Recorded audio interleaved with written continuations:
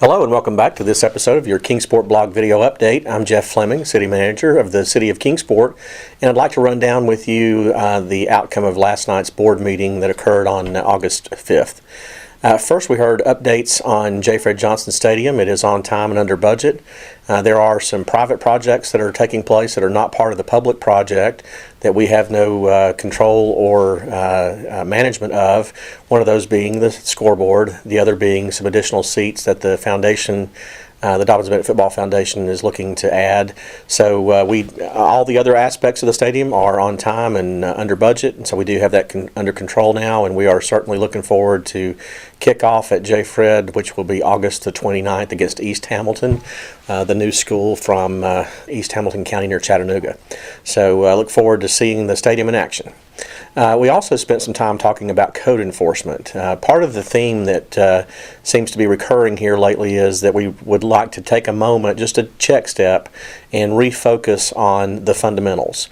We've done really well when it comes to annexation and capital projects, rebuilding many of the long-standing road issues in town, but we've kind of skimped on paving, and we've also not had as much attention to code enforcement lately. So what we did is we spent significant time with the Board of Mayor and Aldermen on Monday going through the code enforcement process and how we're going to attempt to address that using internal existing resources.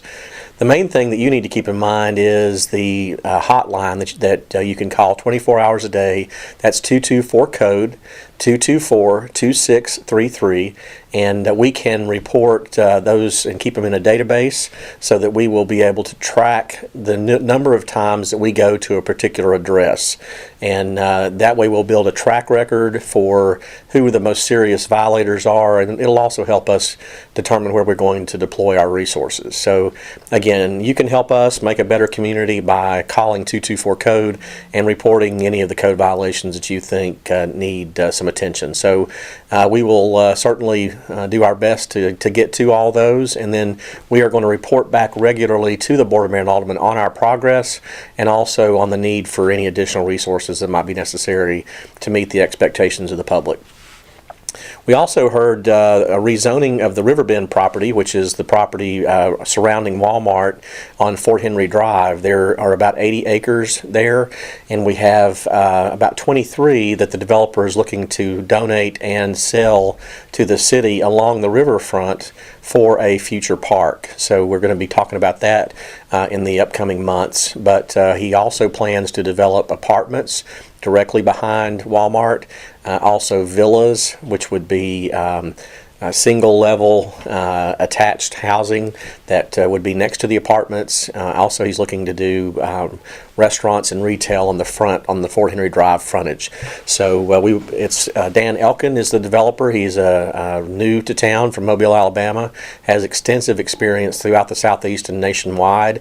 So we're fortunate to have his talent and resources here in town, and we look forward to doing everything we can to help him be successful at that location.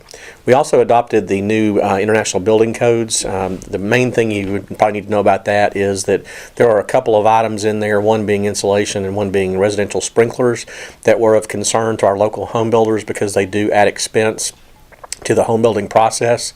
We did not adopt those aspects of the code, so we removed the most contentious pieces of the code that would have affected our local home builders and perhaps even local home prices. So we are current on those. Beach Creek area water line, there's a section of Hawkins County that's just past Sullivan Gardens that did not have potable water. So working with Hawkins County, we have $1 million project, 50% of which is paid for by block grant in cooperation with Hawkins County to provide drinking water to that location. We were told that there were several houses that had to be completely abandoned because they did not have access to clean drinking water, which sounds impossible in the United States today, but I guess it certainly does happen, and we're glad that we could partner with Hawkins County to solve that issue. We also looked at the annexation agreement.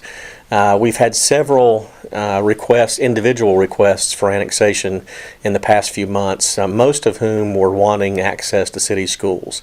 With the changes in the state annexation law that now require annexation by referendum only, we had to take a step and say how we're going to deal with these individual annexations, some of which could be a mile or more from the existing city limits.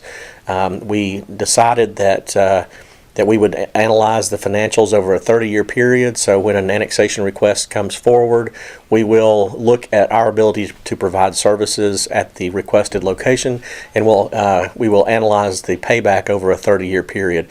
If the financials make sense, we will advance the annexation. If they don't, then we won't. And so it may create some hardships on individual property owners, and I hate that we're in that situation, but the law has changed, and so we have to be prudent with our resources in determining how we can serve the needs of the city of Kingsport. Also, there were several appointments to different boards and committees and commissions, one being the Employee Dependent Scholarship Program, which is a fantastic program that provides scholarship assistance to city employees and their dependents, also the Housing and Redevelopment Authority, and others that would like to contribute are more than welcome to do so. So if you're interested in participating in that program, the Employee Dependent Scholarship Program, contact City Hall and ask how you can help. That's your quick update. I'm Jeff Fleming, City Manager of the City of Kingsport.